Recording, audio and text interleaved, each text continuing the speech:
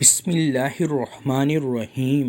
انسان کو پہلی مرتبہ بولنے میں 2 سال لگتے ہیں، لیکن کون سا لفظ کہاں بولنا ہے یہ سیکھنے میں یہ پوری زندگی گزر جاتی ہے۔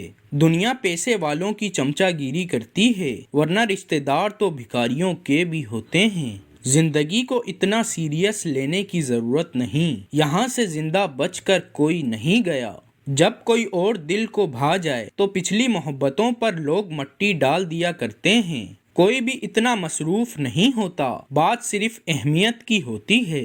جب اللہ راضی ہونے لگتا ہے تو بندے کو اپنے عیبوں کا پتہ چلنا شروع ہو جاتا ہے، اور یہی اس کی رحمت کی پہلی نشانی ہے۔ اللہ تعالیٰ کا شکر ادا کرو، یہ نہ سوچو کہ اللہ تمہاری دعا کو فوراً قبول کیوں نہیں کرتا، بلکہ یہ شکر ادا کرو کہ وہ تمہارے گناہوں کی سزا فوراً کیوں نہیں دیتا۔ دل چھوٹا مت کریں، وہ رب دیکھ رہا ہے، وہ رب سن رہا ہے، وہ ہماری خاموشی میں چھپے درد کو بھی محسوس کر رہا ہے۔ بس یقین کرو اس پر، وہ جواب دے گا اور ضرور دے گا۔ ظالم کے ظلم سے نہیں بلکہ صابر کے صبر سے ڈرو، کیونکہ اللہ صبر کرنے والوں کے ساتھ ہے۔ جب اللہ کی رحمت جوش مارتی ہے تو وہ آپ کے لیے اچھائی کے دروازے برے کے ہاتھوں سے کھلواتی ہے۔ کسی مضبوط پہاڑ کا اتنا بوجھ نہیں ہوتا جتنا کہ بے قصور پر تہمت لگانے کا ہوتا ہے۔ صبر کرنے والوں کا مقدمہ اللہ پاک خود لڑتا ہے۔ سکون کی 100 باتیں۔ اپنے آپ کو ایسا بنائیں کہ آپ اللہ تعالیٰ کو پسند آ جائیں۔ جو اللہ کو پسند آ گئے تو لوگوں کو خود بخود پسند آ جائیں گے۔ جو آنسو اللہ کی یاد میں نکلے ہوں وہ اللہ کو بہت پسند ہیں۔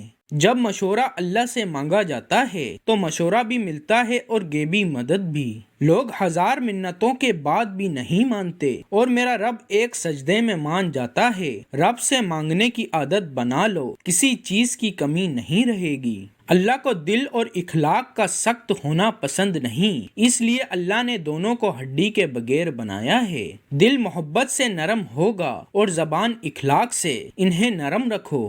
جو عورت ہر وقت بالوں کا جوڑا بنا کر رکھتی ہے، ایسی عورت مرد کی کمزوری کو فوراً جان لیتی ہے اور مردوں کی عقل کو بھی مانند کر دیتی ہے۔ یہ بیٹیوں کی کہانی بھی عجیب ہے، جہاں پیدا ہوتی ہے وہاں مہمان ہوتی ہیں، جہاں رخصت ہوتی ہیں وہاں ملکیت سمجھی جاتی ہیں، مگر مقدر کی کوئی گارنٹی نہیں ہے۔ زندگی میں ایسا انتخاب کرو جو آپ سے سچی محبت کرے، جو غلطی نہ ہونے پر بھی معافی مانگے، جو آپ کو کھونے سے ڈرے، جو آپ کو خوش رکھے اور آپ سے کبھی بھی رشتہ ختم نہ کرے۔ ایسے شخص کو کبھی مت کھونا جو ہر وقت آپ کے ساتھ رہتا ہو۔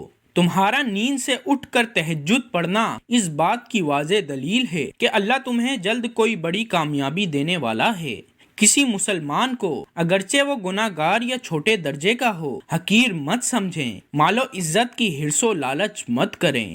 بے ضرورت اور بے فائدہ لوگوں سے زیادہ مت ملیں، اور جب ملنا ہو تو خوش اخلاقی سے ملیں، اور جب کام ہو جائے تو ان سے الگ ہو جائیں۔ بات کو بنایا مت کریں، جب آپ کو اپنی غلطی معلوم ہو جائے تو فوراً اقرار کر لیں۔ اللہ پر بھروسہ رکھیں اور اسی سے اپنی حاجت عرض کیا کریں، اور دین پر استقامت کی دعا کریں۔ جو بات زبان سے کہنا چاہیں سوچ لیا کریں، خوب اطمینان ہو جائے کہ اس میں خرابی تو نہیں، اور یہ بھی معلوم ہو جائے کہ اس میں کوئی دینی یا دنیاوی فائدہ ہے، اس وقت زبان سے نکالیں۔